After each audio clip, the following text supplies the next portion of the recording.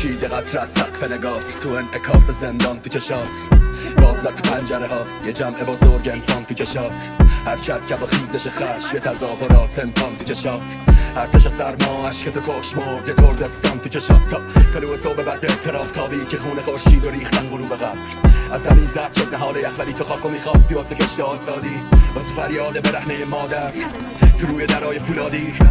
مین خشممون کنه کی توی سر یه جنگ تو انفرادی، ما فریاد زدیم خفگی مرز آزادی، زندگی تنگی زن رو زمستون و تنه بی درخت بود، ننوشتیم خفگی بز رو تو کف آسفالتی که داده با سنگ، آغوش آغازه با جنگ، با بوسه عشق تولد جنین آزادی تو قنداق تفنگ،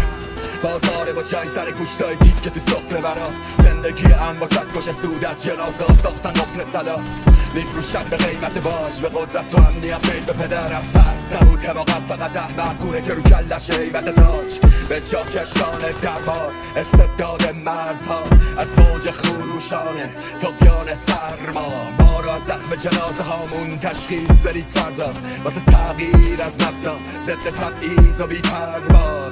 کن راهو بده صدا تو زنده کن نگاه تو وسط شکست، نفس بکش و مسته کن اظهار تار و تنه لط و پارایی زخم و برقص، بده به ترس هم بده به ترک منطقه ام، هم بده خطر بده به در بده به رنگ، هم بده به صحنه شکنجه نفس.